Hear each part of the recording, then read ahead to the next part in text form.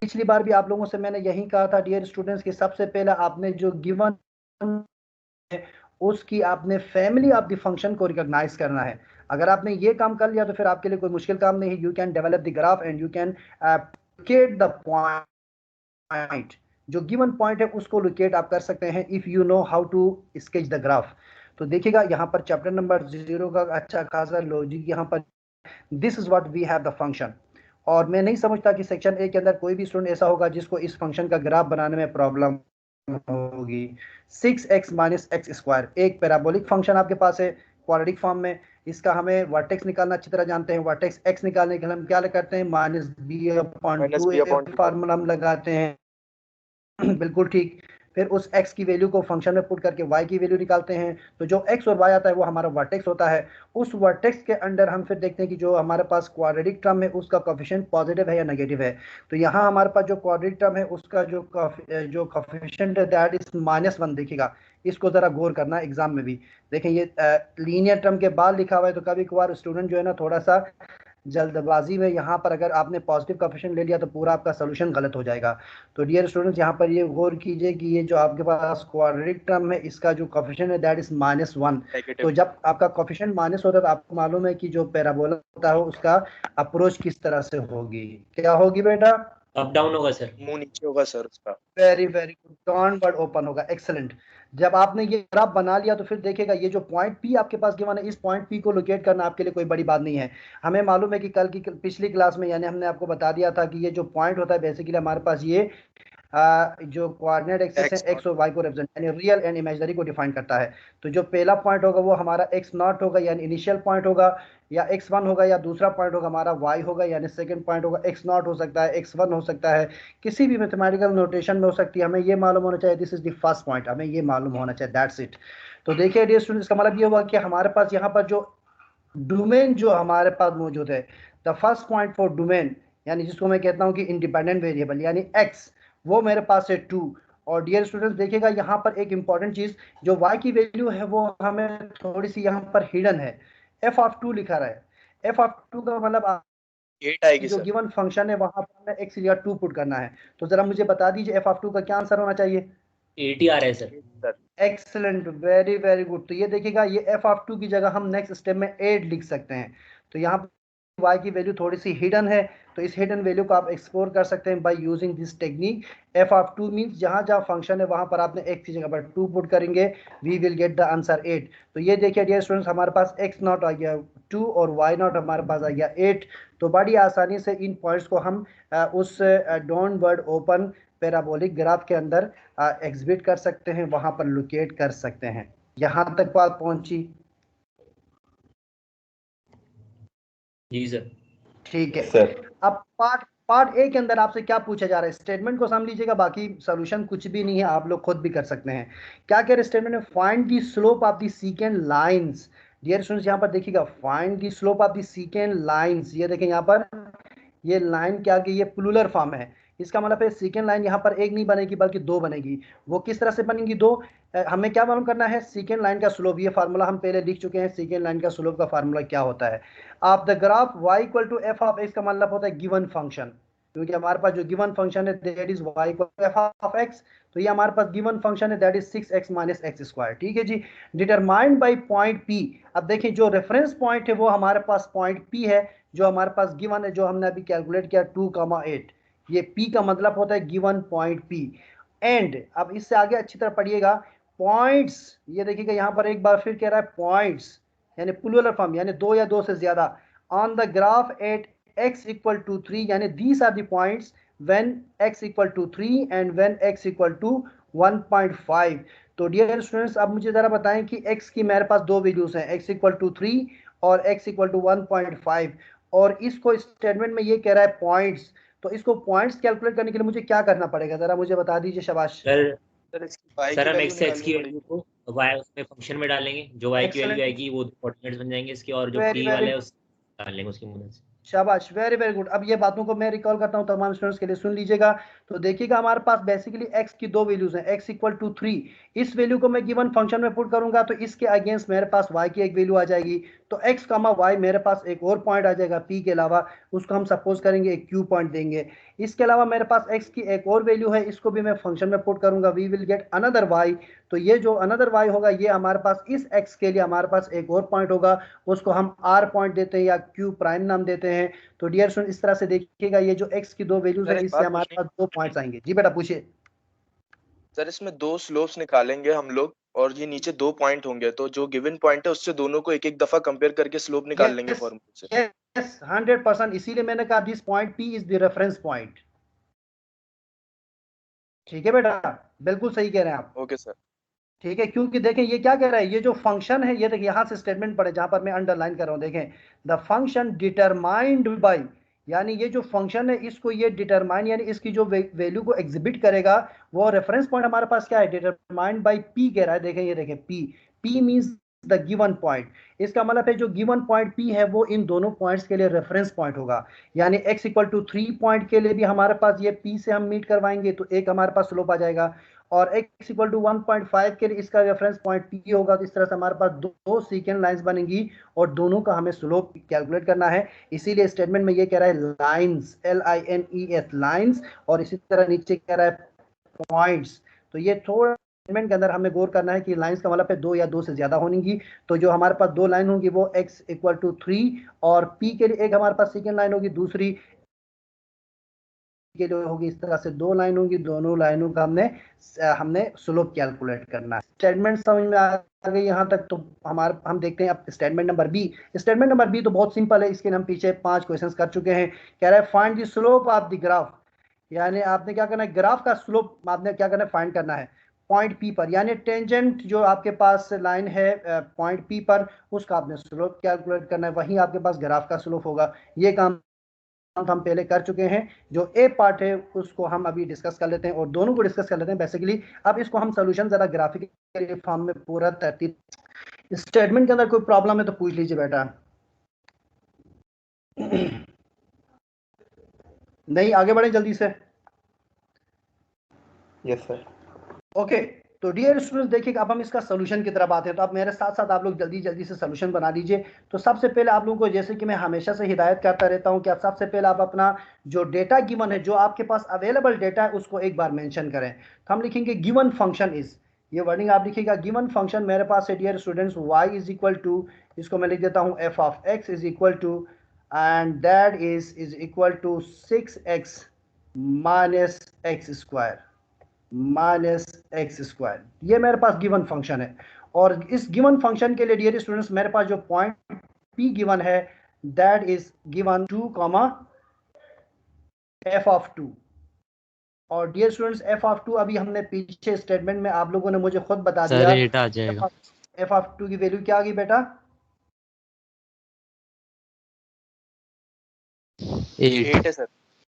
8। तो ये देखें, ये p की जगह मैंने कर दिया p, f ऑफ 2 की जगह मैंने 8 लिख दिया। तो ये देखें इस तरह से मेरे पास पॉइंट p आ गया। अब ये तो हमारे पास एक गिवन डेटा है। अब इस गिवन डेटा को सामने रखते हुए हम सबसे पहले पार्ट ए को हम कैलकुलेट करते हैं। पार्ट ए के अंदर जो स्टेटमेंट अभी हमने डिस्कस कर लिया उसके मुताबिक हमें कह रहा है कि हमें सीकेंड लाइंस का स्लोप कैलकुलेट करना है। तो डियर स्टूडेंट सबसे पहले तो हम इसकी ग्राफिकल समझते हैं। तो ये लीजिए, सबसे ये मेरे पास एक्स एक्सिस, आप लोग थोड़ा सा बड़ा करके ग्राफ बना लीजिए ताकि आप अच्छी तरह से समझ सकें। ग्राफ को थोड़ा सा दरमियान में अपने लेक्चर वर्क के बिल्कुल पेज के मिड में थोड़ा सा बड़ा करके बना लीजिए आप लोग। तो देखिएगा हमारे पास स्केल अच्छा खासा बड़ा है, 8 तक हम जा रहे हैं, y की वैल्यू 8 तक जा रहे हैं। तो हम थोड़ा सा स्केल छोटा करके देते हैं, 3 4 5 6 7 8 9 10 तक जाते हैं। इसी तरह एक्स एक्सिस पर भी 1 2 3 4 5 6 8 9 10, एक हमने एक रफ एस्टिमेशन यहाँ पर दे दिया डियर स्टूडेंट्स। और जरा मुझे बताएगा dear students what is the vertex. अब सबसे पहला हमारा काम है वर्टेक्स निकालना। तो वर्टेक्स निकालने के लिए फंक्शन हमारे पास गिवन है। जी बेटा जल्दी से,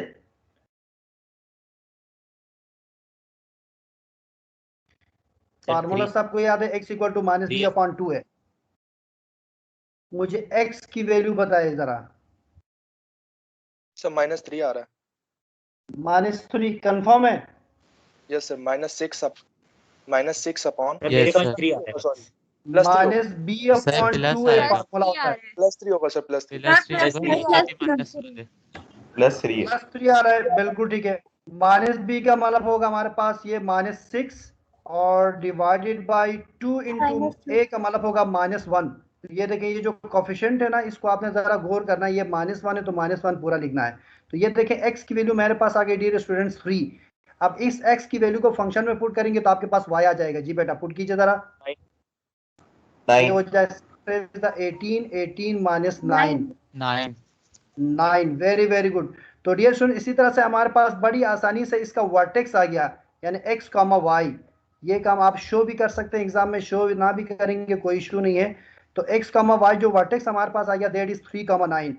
तो डियर स्टूडेंट्स, आप देखिएगा आपको वर्टेक्स मिल गया। ग्राफ बनाना आपके लिए कोई बड़ी बात नहीं है। तो हम इस पॉइंट को लोकेट करते हैं। तो ये मेरे पास 3 है x एक्सिस पर और y पर मेरा 9 है। तो ये मेरा y पर 9 है। इन दोनों का कॉमन पॉइंट मैं बना लेता हूँ ताकि हमारे पास इसका ये वर्टेक्स बन जाए। तो ये लीजिए dear student, this is the common point. और क्योंकि एक्स स्क्वायर का जो कोफिशिएंट है वो नेगेटिव है, तो ये बिल्कुल कहाँ जाएगा, ऐसे करके नीचे की तरफ मुंह इसका खुला होगा। ये लीजिए, एक रफ एस्टिमेशन के थ्रू आप लोगों को मैंने इसका ग्राफ आपके सामने रख दिया है। ये लीजिए स्टूडेंट्स, कोई प्रॉब्लम नहीं होगी यहाँ पर किसी को। तो ये मेरे पास पॉइंट आ गया 3, 9। That is our vertex. Okay dear students, अब हम क्या करते हैं, जो हमारे पास गिवन पॉइंट है उस पॉइंट को लोकेट करते हैं। कोई मुझे बताएगा गिवन पॉइंट क्या है हमारे पास? P 2,8 2,8 लोकेट करा देते हैं। तो ये लीजिए, इसीलिए मैंने कहा था आप लोग अपनी कॉपी में थोड़ा बड़ा करके बना लीजिए। ये लीजिए, ये मेरे पास 2 और ये मेरे पास 8। तो डियर स्टूडेंट देखिएगा, ये मैं लोकेट करवा रहा हूँ यहाँ पर। ये देखिएगा, this is my point P। अब यहाँ पर मैं वैल्यूज नहीं लिख रहा हूँ, मैं सिर्फ पॉइंट लिख रहा हूँ। P का मतलब है 2,8, आप अच्छी तरह जानते हैं। This is my point P। और इस पॉइंट के लिए भी मैं ज़रा इमेजनरी लाइंस बना लेता हूँ ताकि किसी स्टूडेंट को कोई परेशानी ना हो। तो ये लीजिए student, this is my point P। यहाँ तक रुक जाएंगे। तो हमने अकॉर्डिंग टू डेटा हमने यहाँ तक हमने ग्राफ बना लिया। अब हम आते हैं पार्ट ए। पार्ट ए में आपसे पूछ रहा है कि what is the slope of the सीकेंड lines. तो डियर स्टूडेंट्स, आप लोग अच्छी तरह जानते हैं सीकेंड लाइन का मतलब होता है द लाइन बिटवीन 2 पॉइंट। हमारे पास एक पॉइंट तो गिवन है P, लेकिन हमें दूसरे पॉइंट के लिए हमारे पास डेटा गिवन है, x की वैल्यूज गिवन है। हमारे पास x की 2 वैल्यूज हैं, उन दोनों x की वैल्यूज से हम y की वैल्यूज निकाल करके 2 और पॉइंट हम जनरेट करेंगे। तो हम सोल्यूशन कैसे बनाएंगे? For the slope of the सीकेंड lines, आप लोग ये वर्डिंग लिख सकते हैं। यहाँ पर मैं थोड़ा सा हिंट देता हूँ, आप लिखिएगा पूरा। For the slope of the सीकेंड lines we have. Sir ji बेटा, मैं कह रहा हूँ कि जब हम पॉइंट्स निकालने तो ऐसे नहीं लिख सकते slope of second line at point दे दें, फिर दूसरे का जब निकालें तो फिर लिख दें slope of second line at point, उसमें अलग दे दें। हाँ, पॉइंट्स दोनों मेंशन करने पड़ेंगे ना। Slope of the second lines 8 point P and Q suppose. Yes, ऐसे भी कर सकते हैं, लेकिन उसके लिए जरूरी है कि पहले आपको पॉइंट मिल जाए। पॉइंट क्या है? क्योंकि अभी आपको नहीं मालूम कि सेकंड लाइन के दूसरे पॉइंट क्या है। आपके पास सिर्फ एक पॉइंट P मौजूद है, दूसरे पॉइंट्स की x और y की दोनों वैल्यूज मौजूद नहीं। तो हमें पहले क्या करना पड़ेगा, उन पॉइंट्स को हमें सामने रखना पड़ेगा, उन पॉइंट्स को हमें अपनी आंखों के सामने लेकर आना पड़ेगा कि yes these are the points, ताकि हम उनको ग्राफ में भी शो कर सकें। बात समझ में आ गई बेटा? Yes sir. ठीक है डियर। तो देखें, अब हमने क्या लिखा, फॉर दी, ये देखें 4 के बाद मैंने डैश कर दिया, तो आप लोग वर्डिंग लिखिएगा for the slope of the second lines we have. हमारे पास क्या गिवन है डियर स्टूडेंट्स? हमारे पास एक पॉइंट गिवन है x इक्वल टू 3। तो ये लीजिए, x इक्वल टू 3 हमारे पास गिवन है। तो अब मैं यहाँ पर देखें कोई वर्डिंग वगैरह यूज नहीं कर रहा हूँ, इसको मैं कर रहा हूँ दिस इंप्लाइज दैट करके। मैं इस पॉइंट को आप गिवन फंक्शन में पुट करता हूँ। तो गिवन फंक्शन में पुट करके मुझे बता दीजिए बेटा कि क्या वैल्यू आएगी। y इक्वल टू 9 आएगी सर। 9 आ जाएगी। Very very good. तो डियर स्टूडेंट्स देखिएगा, कोई मैथमेटिकल कुछ वर्क नहीं है, कोई यहाँ पर कंप्यूटेशंस नहीं है। हमने सिंपल x की वैल्यू को हमने फंक्शन में पुट कर दिया, यानी y पर पुट कर दिया। तो हमारे पास देखें y की वैल्यू आ गई। तो this सिंपलाइज that next our point, इस पॉइंट को हम देते हैं सपोज q नाम। तो ये जो मेरे पास q आ गया दैट इज x, y। और ये बड़ी आसानी से हमारे पास इसकी वैल्यूज ऊपर कैलकुलेटेड हैं। x हमारे पास गिवन था दैट इज 3, और इस 3 के जरिए हमने y की वैल्यू निकाली दैट इज 9। ये लीजिए डियर स्टूडेंट्स। इसी तरह से डियर स्टूडेंट्स हम लिखेंगे since we have x another value of x equal to 1.5, हमारे पास x की दूसरी वैल्यू भी है जिससे हम सेकेंड जो लाइन है उसका अगला पॉइंट भी हम कैलकुलेट करेंगे। तो सिंपल दिस इंप्लाइज दैट इस पॉइंट को भी आप पुट कीजिए गिवन फंक्शन पर, तो आपके पास एक y की वैल्यू आ जाएगी। प्लीज पुट एंड 6.75 जी बेटा 6.75 6.75, थैंक यू वेरी मच। तो ये लीजिए डियर स्टूडेंट्स हमारे पास एक और पॉइंट आ गया, क्योंकि हम पी क्यू हम पहले नाम दे चुके हैं तो इसको हम कोई और नाम देते हैं, क्यू प्राइम लिख देता हूं मैं इसको। Let's say this point is Q prime. और ये डियर स्टूडेंट्स आपको मालूम है कि इस पर भी हमारे पास कोऑर्डिनेट एक्स और वाई होंगे, और यहाँ पर एक्स हमारे पास गिवन था 1.5 और इस एक्स के अगेंस्ट हमने वाई की वैल्यू कैलकुलेट की है, दैट इज 6.75। तो डियर स्टूडेंट्स अब ये देखिएगा जो हम बात कर रहे थे ना कि ये जो सीकेंड लाइंस के हमने दो पॉइंट्स कैलकुलेट किए हैं, इन दोनों पॉइंट्स को हम अपने ग्राफ में क्या करते हैं, मेंशन कर देते हैं, ताकि हमें पता चले कि सीकेंड लाइंस कहाँ पर बन रही हैं। This is the point and this is the point, और एक पॉइंट हमारे पास ऑलरेडी गिवन है जो कि रेफरेंस पॉइंट है, दैट इज पी, जो कि यहाँ पर हमारे पास मौजूद है, ये हमारा रेफरेंस पॉइंट है। तो जो ये देखिएगा डियर स्टूडेंट्स, अब हमने देखिएगा पी हमने ऑलरेडी ग्राफ के अंदर मेंशन कर दिया है। एक बार फिर तमाम स्टूडेंट्स अब ग्राफ पर आ जाएं। तो डियर स्टूडेंट्स देखिएगा कि पी हमने पहले मेंशन कर दिया। अब मैं आ रहा हूं क्यू पर। What is the value of point Q? 3,9। Yes और सर। जरा Yes, गौर sir. कीजिए 3,9 is already located, which is the vertex. Am I right? Yes, sir. Yes, sir. ये देखिए ये जो हमारे पास वर्टेक्स था इसी को हम क्यू नाम देते हैं। यदि यहाँ पर मैं छोटा करके लिख रहा हूँ क्यू, आप लोग अच्छे से लिखिएगा। ये देखिएगा इसी वर्टेक्स को मैंने क्यू पॉइंट का नाम दे दिया, क्योंकि the vertex and the point Q is identical, दोनों बिल्कुल सेम है, तो उसकी जगह मैंने इस पॉइंट को लोकेट कर दिया। तो डियर स्टूडेंट्स अब देखिएगा इस पॉइंट पी और इस क्यू के दरमियान मैं सीकेंड लाइन बना रहा हूँ। आप लोग जरा स्ट्रेट लाइन बना दीजिएगा, क्योंकि मैं माउस यूज कर रहा हूँ तो थोड़ी सी लाइन आगे पीछे हो रही है। तो ये लीजिए स्टूडेंट्स, ये P और Q के दरमियान मैंने लाइन ड्रा की, ये लीजिए, this is my first सीकेंड line. ये लीजिए बेटा, ये लीजिए, ये हमारे पास आ गई। इसको मैं लिख रहा हूं SL, यानी सीकेंड लाइन 1, आगे मैं लिख देता हूं 1, सीकेंड लाइन नंबर 1। अब कोई प्रॉब्लम बेटा? यहां तक आसान सा काम है। No, sir. कोई प्रॉब्लम नहीं। ओके तो ये देखिए आप इस सीकेंड लाइन का स्लोप कैलकुलेट करना आपके लिए बच्चों का खेल है। द स्लोप बिटवीन 2 पॉइंट्स, एक पॉइंट आपके पास P है जिसकी वैल्यू 2,8 है, अगला पॉइंट आपके पास 3,9 है। 2 पॉइंट स्लोप का फार्मूला लगा दीजिए, आपके पास फर्स्ट सेकेंड लाइन का फार्मूला आपके पास स्लोप आ जाएगा बड़ी आसानी के साथ। अब डियर स्टूडेंट्स जो इंपॉर्टेंट काम है वो हम करते हैं, क्यू प्राइम पॉइंट को लोकेट करते हैं। अब क्यू प्राइम पॉइंट को लोकेट करने के हमारे पास वैल्यूज मौजूद है, 1.5 x मौजूद है और y मेरे पास मौजूद है 6.75। तो ये लीजिए 1.5 मीन्स ये 2 और 1 के दरमियान ये एरिया, ये मैं ब्राउन यहाँ पर मैं मार्कर यूज कर रहा हूँ देखिएगा, और 6.75 का मतलब वेरी वेरी नियर टू 7। तो ये लीजिए मैं यहाँ पर इसको कहीं पर बहुत करीब लेकर आ रहा हूँ, ये लीजिए यहाँ पर कर रहा हूँ मैं, ये मैं पॉइंट लोकेट कर रहा हूँ। तो आप लोग, इसीलिए मैं बार बार कह रहा हूँ कि आप लोग थोड़ा सा बड़ा करके अपनी कॉपी में बना लीजिएगा, तो इंशाल्लाह प्यारा सा ग्राफ बनेगा। तो ये लीजिए स्टूडेंट्स, और ये देखें ये जो मैं ब्राउन मार्कर यूज कर रहा हूँ यहाँ पर, मैं देखिए थोड़ा सा सॉलिड और ज्यादा कर देता हूँ। ये पॉइंट को हमने पॉइंट नाम दिया है क्यू प्राइम, तो इसको मैं ग्राफ के अंदर ही लिख देता हूँ, this is my Q prime. ये लीजिए स्टूडेंट, अभी मैं वैल्यू नहीं लिख रहा क्योंकि वैल्यू लिखूंगा तो बहुत यहाँ पर जो है ना वो रश हो जाएगा, यहाँ पर बहुत ज्यादा भीड़ हो जाएगी। ओके जी, अब डियर स्टूडेंट्स देखिएगा इस क्यू प्राइम और को मैं किस पॉइंट से मिलाऊं, जरा मुझे कोई बात, कौन स्टूडेंट बताएगा? सर पॉइंट से। पॉइंट पी से, जी सर। क्योंकि point P is the reference point for both point, जैसे कि मैं पहले बता चुका हूं, स्टेटमेंट में लिखा हुआ है। तो डियर स्टूडेंट ये देखिएगा इस पॉइंट क्यू प्राइम को मैं पी से मिलाऊंगा, तो ये देखिए आप लोग अपने स्केल से सीधी लाइन बना लीजिए, ये लीजिए, ये मेरे पास लाइन बनेगी इस तरह से, ये लीजिए डियर स्टूडेंट्स, इसको मैं देता हूं सीकेंड लाइन 2, SL2, ये लीजिए dear students. And now you can easily check and you can easily examine the behavior of the secant lines. आप इस देखें, इस ग्राफ को बनाने के बाद आप दोनों लाइनों को देख करके बता सकते हैं कि किसका स्लोप ज्यादा आएगा, किसका स्लोप कम आएगा। कौन बताएगा मुझे किसका स्लोप ज्यादा आएगा, किसका स्लोप कम आएगा? तो 2 का ज्यादा आएगा। Very good. सेकेंड लाइन 2 का स्लोप ज्यादा आएगा क्योंकि वो वाई एक्सिस के करीब आ रही है, यानी उसके अंदर स्टीपर फॉर्म ज्यादा है, वो यानी कि एक्स एक्सिस से दूर जा रही है।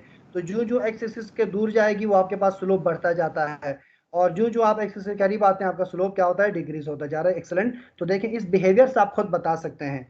तो चलें, अब ये जो हमने सारा ग्राफिकल फॉर्म और स्टेटमेंट फंडामेंटल डेटा चाहिए था उसको हमने कैलकुलेट कर दिया। अब इन बातों को हम मैथमेटिकली कैलकुलेट करते हैं। तो डियर स्टूडेंट्स, यहां पर मैं लिख देता हूं स्लोप सो दैट या such that slope of the first line, यानी मैं यहां पर लिख देता हूं m1 ना हो, m1 mean slope of the first line. तो ये मेरे पास फार्मूला आप लोगों को मालूम है, y2 minus y1 divided by x2 minus x1। Values put कर दीजिए, आंसर आ जाएगा डियर आपके पास। 1 आ रहा है sir. Very very good. y2 means we have 9 minus और हमारा 8 divided by x2 means 3 minus 2। तो ये लीजिए 9 माइनस 8 1 1 अपॉन 1 इक्वल टू 1। तो ये लीजिए बड़ी आसानी से हमारे पास फर्स्ट सेकेंड लाइन का स्लोप आ गया, दैट इज 1। और now let's calculate the slope of the second line m2 again. तो यही same formula y2 minus y1 divided by, and dear students again substitute the values, 6.75 minus 8, 2.5 thank you, divided by 1.5 minus 2, that is yes 2 point। तो ये लीजिए dear students, अभी हमने orally बात की थी कि हमने कहा था कि स्लोप किसका ज्यादा होगा। तो एक स्टूडेंट ने कहा था कि सेकेंड लाइन, जो सेकेंड लाइन उसका स्लोप ज्यादा होगा। तो ये आपने देखा कि जो सेकेंड लाइन आपके पास है, सेकेंड लाइन उसका स्लोप 2.5 है, which is much much greater than 1। तो ये देखें, this is what the required answer for the part A. तो हमने देखा दोनों लाइनों को हमने ग्राफिकली रिप्रेजेंट किया और दोनों का बड़ी आसानी के साथ 2 पॉइंट स्लोप फॉर्म लगा करके हमने इसका क्या कहते हैं स्लोप हमने कैलकुलेट कर दिया। तो that is what the required result. तो आप यहाँ से एक चीज़ एग्जामिन कर सकते हैं कि आपके पास जो behaviour of the second line से, उससे आप पहले ही एज्यूम कर सकते हैं कि हमारे पास इस तरह का रिजल्ट आने वाला है। तो ये देखिएगा आपके पास ये जो वैल्यूज आ रही है वो 2.5 आ रही है और 1 आ रही है। तो दोनों लाइंस के अंदर देखिएगा the difference between the slopes, कि दोनों के दरमियान स्लोप का कितना डिफरेंस आ रहा है। अब यही स्लोप हम इंशाल्लाह इंस्टेंटेनियस यानी लिमिट की फॉर्म में, जिसके लिए हमने कहा था कि लिमिट हम तब अप्लाई करते हैं जब हम टेंजेंट लाइन का स्लोप कैलकुलेट करते हैं। तो अगर मैं इसी ग्राफ के लिए टेंजेंट लाइन का स्लोप कैलकुलेट करूंगा तो इन दोनों स्लोप से ज़्यादा बेहतर, ज़्यादा एक्यूरेट मेरे पास रिजल्ट आएगा। देखिएगा यहाँ पर m1 और m2 के दरमियान कितना बड़ा डिफरेंस है, लेकिन जो हम टेंजेंट लाइन का स्लोप निकालेंगे वो हमारा जो एक्यूरेट जो रिजल्ट है उसके बहुत करीब करीब जाएगा। यहाँ तक कोई प्रॉब्लम नहीं है। तो हम पार्ट बी पर आते हैं इसके।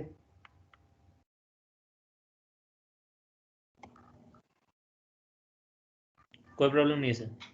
ग्रेट। तो ये देखिए डियर स्टूडेंट्स, अब हम आते हैं इसके पार्ट बी पर। यानी पार्ट बी में आपसे क्या पूछा था, स्टेटमेंट आपने लिखा हुआ जी बेटा, जरा पढ़ के मुझे बता दिए। Find the slope of the graph of the function at point P. यानी कह रहे हैं कि अब पॉइंट पी पर आपने इस फंक्शन का स्लोप निकालना है।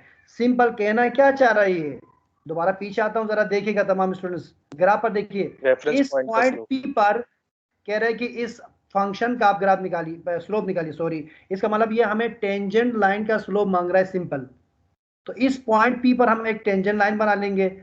ये लीजिए मैंने टेंजेंट लाइन बना दिया यहाँ पर, ये ग्रीन से, ये लीजिए, ये मेरी आ गई टेंजेंट लाइन इस फंक्शन के लिए पॉइंट पी पर।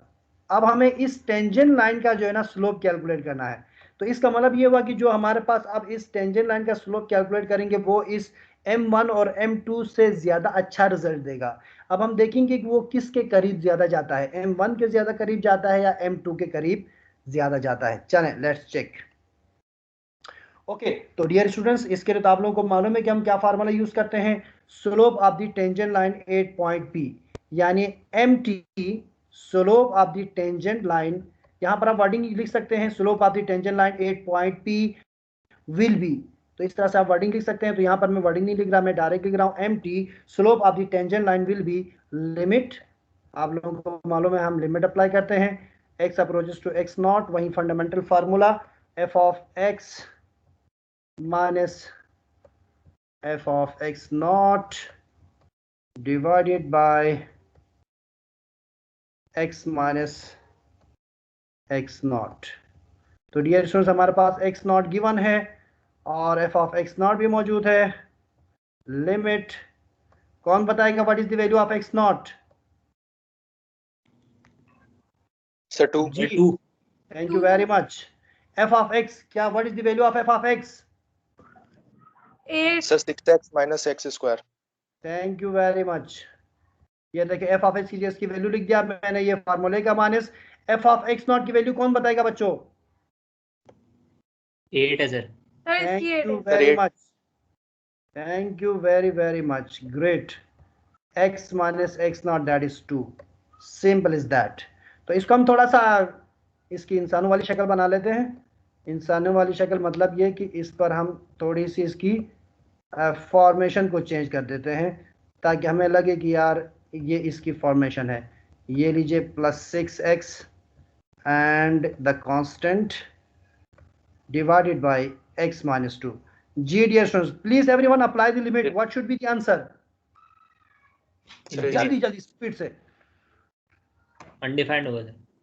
अनडिफाइंड, वेरी गुड, 0.0 आ जाएगा। इसका मतलब है कि अब हमें इस फंक्शन पर क्या करना पड़ेगा, कुछ टेक्निक्स लगानी पड़ेंगी। हम चेक करते हैं क्या हम फैक्टर बना सकते हैं नहीं बना सकते हैं। फैक्टराइजेशन हो जाएगी सर।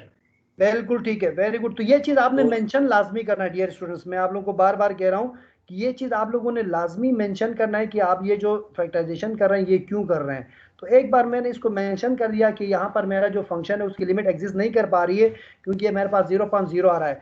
तो यहाँ पर मैं लिखूंगा, देखिएगा दिस इम्प्लाइज दैट, कोई वर्डिंग लगाने की जरूरत नहीं है, बस सिंपल दिस इम्प्लाइज दैट लिख दीजिएगा तो अगला बंदा समझ जाएगा कि ये बंदा ये काम क्यों कर रहा है। तो ये लीजिए, इसके फैक्टर बना लीजिए तमाम स्टूडेंट, शाबाश। मुझे बताएं क्या बनेगा इसका?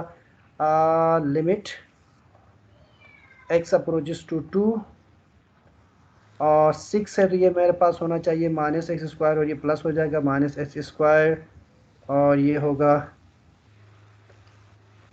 माइनस प्लस 4x और प्लस 2x। ये मैंने फैक्टर बना लीजिए, ज़रा चेक कीजिए। Minus 8 divided by x minus 2 limit, एक बच्चा कॉफी भी पी रहा है साथ साथ, x approaches to 2 x minus 2 और 4 माइनस x। ठीक है, ये मैंने फैक्टर निकाल दिया है और डायरेक्ट मैंने इसके फैक्टर की फॉर्म लिख दी है x माइनस 2। लीजिए ये दोनों तो गए कैंसिल, तो मेरे पास जो फाइनली स्लोप आ जाएगा 4 minus x 4 minus 2 is equal to 2। तो ये लीजिए डियर स्टूडेंट्स, हमारे पास जो टेंजेंट लाइन का स्लोप आ गया दैट इज 2। तो ये देखें, ये जो स्लोप की वैल्यू है this is very very near to the actual value. इसका मतलब है जो हमारे पास गिवन फंक्शन था उसका जो स्लोप है दैट इज सपोज 2.0001 या 1.99999 और हमारे पास जो calculated result of the tangent line that is 2। इसका मतलब है ये एक्चुअल रिजल्ट के बहुत करीब है। अब जरा मुझे बताएं सेकेंड लाइन में से कौन सी वाली सेकेंड लाइन ज्यादा प्रॉपर रिजल्ट दे रही थी? सेकंड वाली। सेकेंड वाली, क्योंकि फर्स्ट वाली के अंदर डिफरेंस पूरा 1 का आ रहा है और सेकेंड वाली में जो डिफरेंस आ रहा है दैट इज 0.5।